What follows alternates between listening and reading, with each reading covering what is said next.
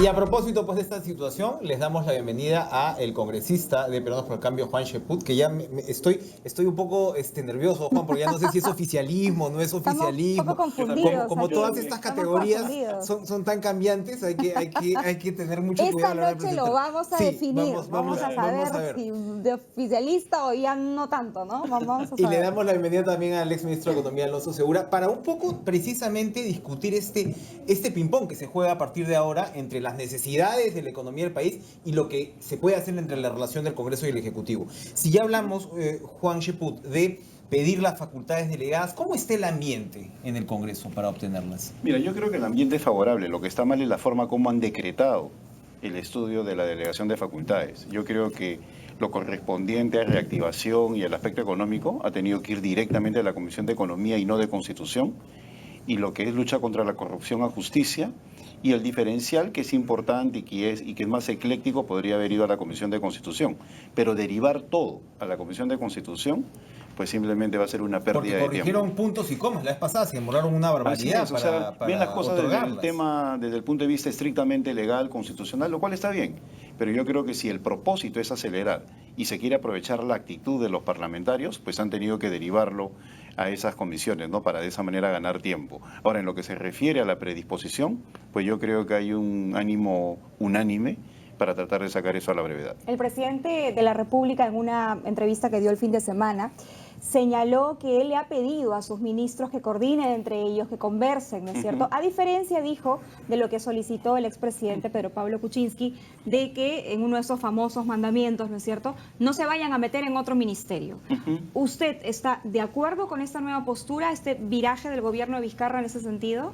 Bueno, yo lo que creo es que son estilos distintos, ¿no? Al final la política entra por las ventanas con algo que se llama la realidad y te obliga a hacer cosas que no necesariamente están en los mandamientos. Por eso es que hay pecadores, ¿no? Y en todas partes hay gente que ve la necesidad de ir más allá de la normatividad. La política es así. La política no se rige por las leyes de la lógica.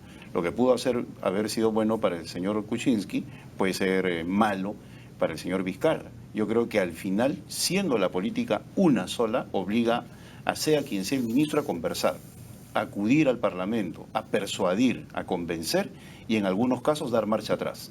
Y eso es parte del juego político. Sí, así están las cosas, Alonso Segura. ¿Cuál es digamos, las necesidades críticas en este momento para la economía? Y como sabemos, las leyes no te cambian, ¿no? Sin duda, pues, la situación, pero estamos en un contexto en el cual la pobreza se incrementa, la recaudación tributaria cae cada vez más, a pesar de un entorno internacional, pues, se supone favorable.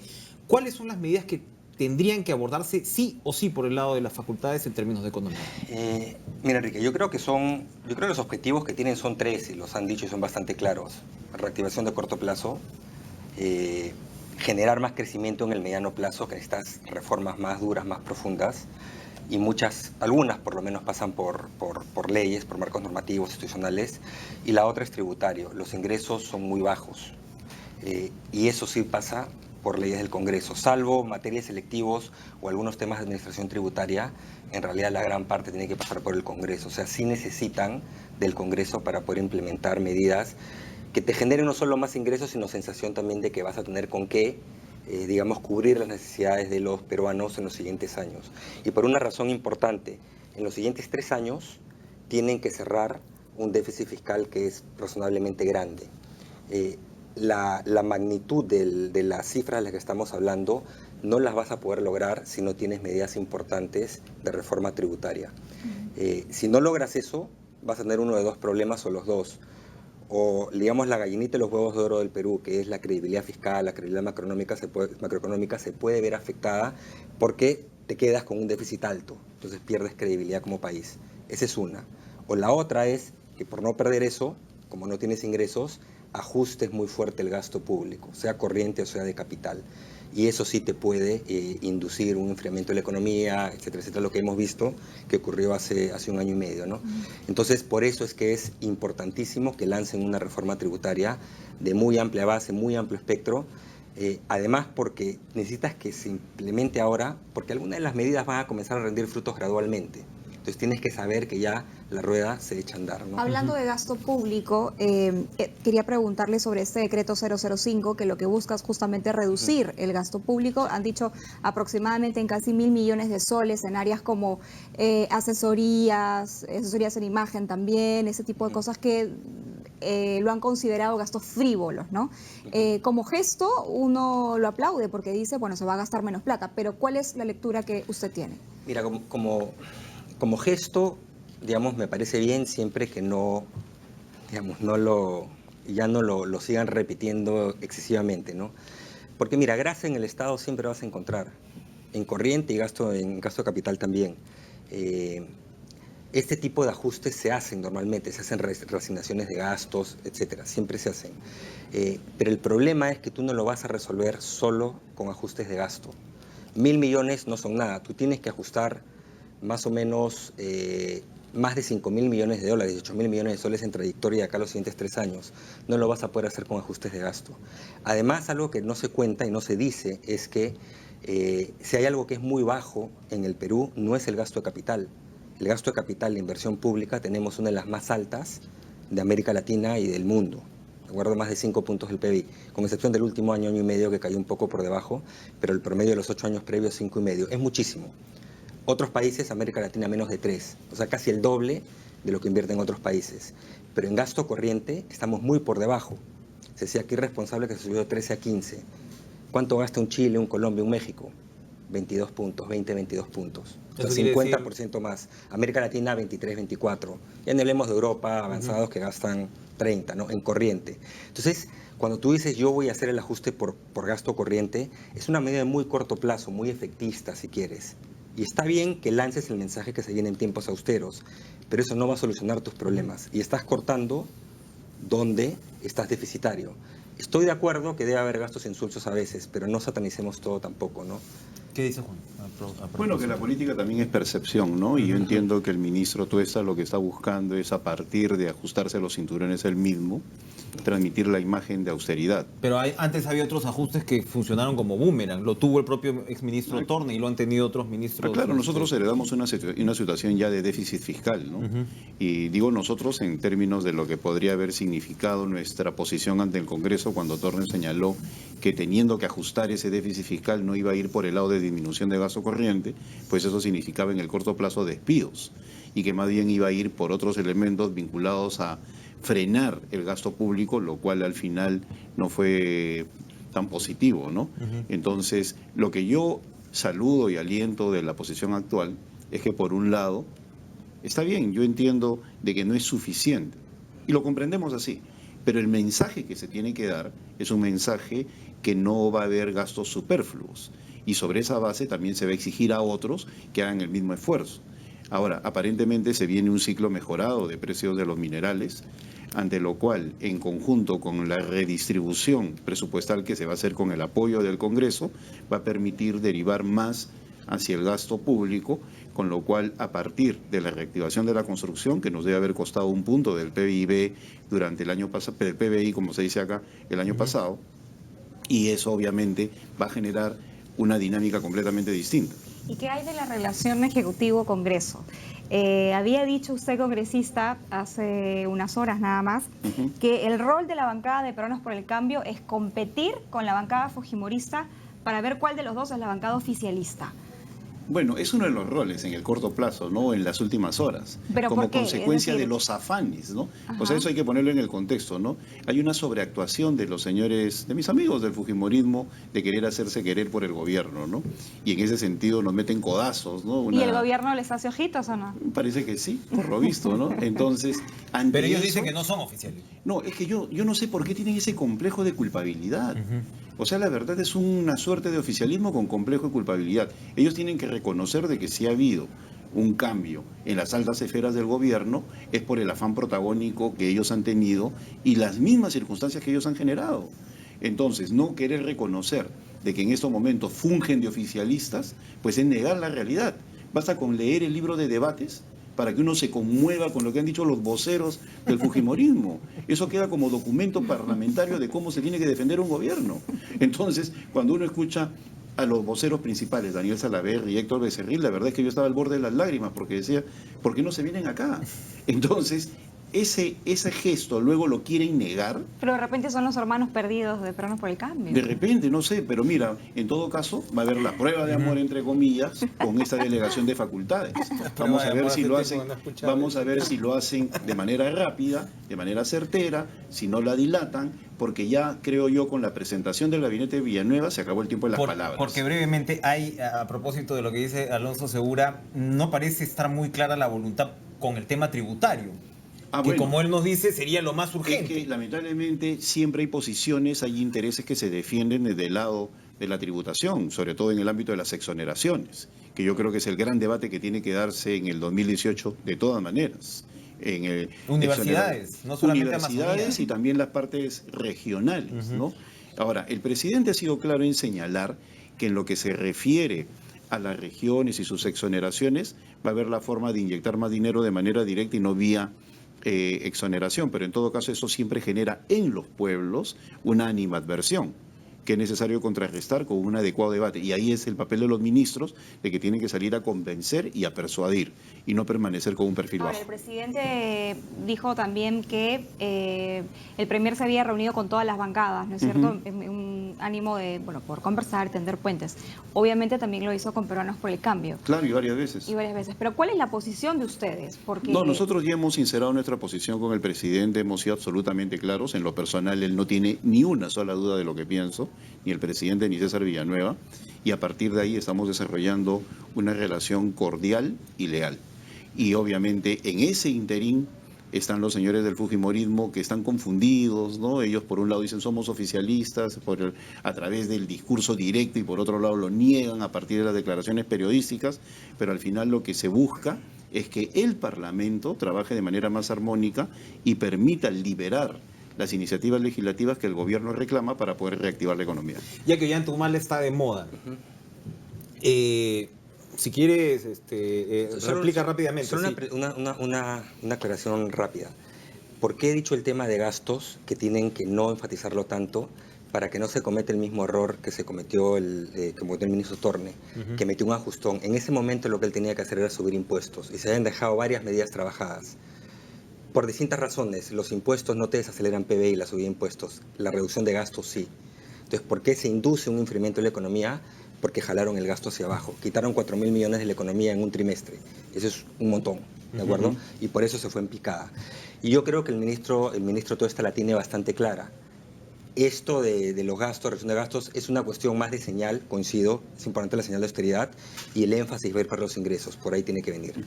Con respecto a lo que Juan Chuput acaba de decir, que ellos ya recibieron una situación heredada, complicada por el lado del déficit fiscal. Hablando de Ollanta, que ha recuperado pues, su libertad ¿no? esta semana, se vuelve, ¿no?, al tema de si el gobierno de Humala fue muy malo para la economía. Usted integró ese gobierno, se dice que fue un gobierno antiinversión, se dice que fue un gobierno que paralizó, digamos, el ritmo al que venía el país, y lo que Juan Chuput está diciendo conecta un poco ello. Si tuviera que ajustar una respuesta al respecto, ¿qué nos podría decir?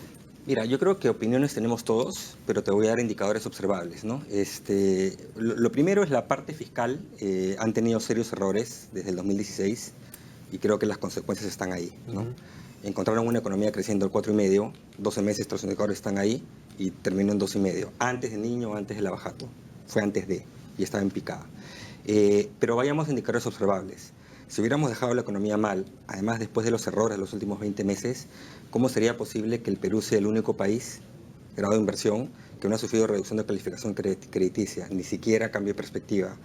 Un país que tiene ahorita los costos de endeudamiento más bajos, básicamente de la región, están en punto mínimo. O sea, en general, la economía ha estado tradicionalmente muy bien manejada, y esa credibilidad, pese a los errores que se han cometido, en mi opinión, de manera reciente, no han mellado todavía esa credibilidad que tiene la economía peruana. Si hubiera habido esos errores, hace tiempo te habían pasado la factura y no te la han pasado, porque está bien manejada. Y eso es más allá de opiniones, son indicadores observables. El expresidente Ollanta Humala, en una entrevista, ha dicho que el presidente Vizcarra debería seguir las grandes reformas que inició él en su gobierno. ¿Cuáles son esas grandes reformas de las cuales Bueno, hay varias, usted formó ¿no? parte? ¿Podrían sentirse orgullosos? Sí, hay varias. A ver, primero, política social. Y si quieren podemos hablar de pobreza porque está diciendo varias cosas que no se ajustan a la realidad. Política social es una política que realmente hace que el Estado llegue a la gente y que ha evitado, ahora se ha visto la subida por errores más macroeconómicos, pero digamos, si no tuvieras política social, lo que habrías visto es que la pobreza hubiera subido mucho antes y mucho más rápido. La pobreza dejó de bajar en América Latina hace 4 años y en Perú ha seguido bajando, tanto la pobreza como la pobreza extrema. 1. 2. Se relanzó de manera íntegra reformas de capital humano, incluida y empezando por reforma educativa. Yo creo que el gobierno anterior al de Humala, el gobierno de Alan García, una de las buenas cosas que hizo fue intentó reforma educativa, pero en la práctica estaba muerta en la transición porque era voluntaria, ya nadie más quería entrar. Se relanzó de manera obligatoria para todos los profesores, pero se le dio una serie de componentes que antes no existían. Servicio civil, que se ha abandonado. Tenemos ahora una serie de problemas porque la reforma del servicio civil no continuó. El gobierno quiere eliminar el diversificación CAS, productiva. el gobierno quiere eliminar el CAS sin que entres a la meritocracia. Entonces Exacto. eso es No, un y también suicidio. antes de salud lo metieron, la ley de la carrera para el Poder Judicial, una carrera especial, todo porque no continuaron con servir, ¿no? La diversificación productiva, ¿qué es lo que necesitas realmente? Es toda una serie de estrategias, una reforma que lo que busca es mejorar productividad. Y así podría seguir. Y que dicho ese paso, han dicho que la van a retomar porque se abandonó. Entonces, reformas ha habido muchas, ¿de acuerdo? Pero las reformas toman tiempo y tienen que continuar. La verdad que lo que yo, y no lo había, digamos, creo que, y acá de repente Juan lo puede decir, a nivel político puede haber muchas peleas siempre, pero lo que había habido en términos de gestión económica es, había habido gobierno tras gobierno, continuidad, y podíamos de repente a alguno de los ministros llevarnos mal, lo que fuera, pero las políticas buenas, las reformas buenas continuaban, y de acá a un tiempo simplemente es criticar por criticar, ¿no? Se dice que no hay un ánimo de reformas en este gobierno, Juan. Usted nos puede seguramente contar de las conversaciones realmente que se han tenido adentro. ¿Cuál es la voluntad al respecto de ello? Aquí Alonso Segura ha enumerado algunas, ¿no? Que sin duda, independientemente de las opiniones sobre los distintos gobiernos, es importante. La reforma del Estado es fundamental. La reforma laboral parece parqueada y así. ¿Qué nos puede decir con respecto a la voluntad de reformas del gobierno? Bueno, en general las reformas requieren de 3 elementos, ¿no? Decisión política, tener claro qué es lo que se quiere hacer y continuidad. Y muchas veces se habla de reformas cuando solamente hay impulsos iniciales y lamentablemente no se consagran ni se consolidan en el tiempo. Entonces no podemos hablar técnicamente de reformas. Reformas hubo durante el gobierno de Alberto Fujimori, sustantivas, durante el gobierno de Toledo con la descentralización, y algo que desde mi punto de vista, Que para muchos no funcionó. y algo que desde mi punto, no, ahí sí podemos hablar largo y tendido. Se puede decir que ha fracasado la regionalización en Colombia. Lo que pasa es que son temas complejos que ni la academia trata acá. Acá no hay ni una sola universidad que trate con seriedad el tema de regionalización y descentralización. Ni una. ¿No? ¿Por qué? Porque están dedicadas a gastar la plata en cualquier otra cosa.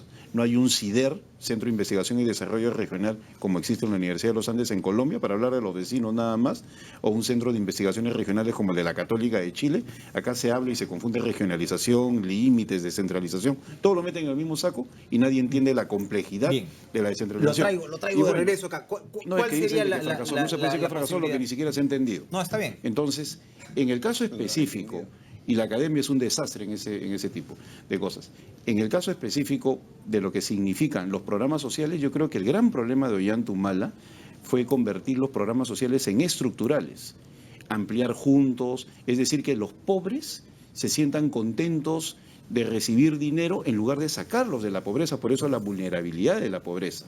Uno de los grandes problemas en el país y que por extensión generan problemas como la informalidad es confundir programa social con estructura permanente, cuando deben ser elementos coyunturales que coadyuven al ciudadano a convertirse en una persona con un mejor estatus de vida. Acá no, acá se hace todo para que la informalidad se consolide y se convierta en los programas sociales en elementos perversos y estímulos para la informalidad. Por ejemplo, ¿por qué una persona que vive en la informalidad y que tiene acceso al SIS o a pensión 65 va a pasarse a un sistema formal si ya lo tiene en el esquema informal? Y eso yo lo he conversado con amigos del BID. Entonces, acá no se entiende que tiene que ir crecimiento económico por un lado para buscar el desarrollo, y la interfase del programa social tiene que ser simplemente coyuntural. Pero si nos limitamos, disculpa, si nos limitamos, para volver a la pregunta, ¿hay voluntad reformista en este gobierno? Yo creo que sí, no que en hay? Martín ¿Y Vizcarra, cuáles así como van a la ser hubo las en el anterior. prioridades? Mira, el principal eje, creo yo, tiene que ver con el esquema del Estado. Yo creo que la reforma institucional que ha planteado el presidente para luego de 28 de julio es una cuestión que es la madre del cordero, que se debe entender como fundamental, una reforma institucional, uno de cuyos ejes tiene que ser la reforma política, y es algo que el presidente ha querido sacar de cualquier tipo de coyuntura, incluyendo la delegación de facultades, para verlo con mayor énfasis a partir del 28 de julio. Ese es uno de los elementos. Uno no tiene que hacer 5, 10, 15 reformas, basta con 1, 2 o 3. En estos momentos se está sentando el gabinete y yo creo que van a estructurar algún tipo de reforma sustantiva. Ahora, señor Segura, sí, por favor. Sí, no, para aclarar algunos temas o para dar mi opinión sobre Los programas temas. sociales fueron asistencialistas durante el gobierno de Humala. Antes de eso, descentralización va mucho más allá del tema de universidades, ¿no? Es un tema mucho más complejo, y el gran problema fue que se hizo políticamente, y la misma ley de descentralización te dice que tienes que hacerlo en función de capacidades. Acá se trasladó todo sin que hubieran las capacidades, y hemos tenido muchísimos problemas, incluido con universidades, pero con universidades es un punto así de todo el esquema. Sobre el tema de los programas sociales, lo que pasa es que en realidad no lo están entendiendo. Por ejemplo, Juntos tiene un programa de grabación que es Hakuguñay, ¿de acuerdo? Que justamente busca generar las capacidades productivas. Evidentemente hay programas como Pensión 65 en que no puedes graduarlos, ¿no? Pensión 65, ¿a dónde los vas a graduar? A ningún lado, ¿no es cierto? Pero esa es la idea. La idea es, tú vas formando capacidades, por eso vas formando en distintas etapas del ciclo de vida. Y hablando de evaluaciones, la evaluación de los programas sociales del Perú, porque vamos a hablar del Perú, no del gobierno de fulano o de sutano. La evaluación de los programas sociales en el Perú, por evaluaciones independientes, incluidas del BID, que decía, y del Banco Mundial, las evaluaciones independientes dicen que los programas sociales del Perú son programas modelo 1. Y hablando de que atender a quien no debes, no tienen filtraciones, tienen filtraciones mucho más pequeñas. ¿Qué es una filtración? Es que atiendo a quien no debo. Tienen filtraciones mucho más pequeñas que otros países. Siempre va a haber, pero son mucho menores. Y el BID ha escrito bastante al respecto. Con el CIS coincido contigo, y yo he sido vocal al respecto también cuando estaba en el gobierno. Yo creo que el CIS tiene el esquema semicontributivo y tiene que rebalancearse el esquema no contributivo y una parte pasar al semicontributivo. Es decir, el que puede pagar algo, que lo pague, ¿de acuerdo? Yo creo que esa es más una excepción que la regla. Ahí se tiene que hacer, se tiene que trabajar. No sé qué otra pregunta nos tenías. decía antes de entrar en vivo que se vienen tiempos duros o tiempos austeros para el sector público. Yo quisiera preguntarle por qué. Un poco lo que dije al comienzo, ¿no? Tiene que haber un ajuste, una consolidación del déficit fiscal de 3,5 puntos que de déficit que van a cerrar este año a 1 al 2021. Esos 2,5 equivalen, no exactamente, pero equivalen más o menos a 5.000 millones de dólares. Estás hablando de 18.000 millones de soles.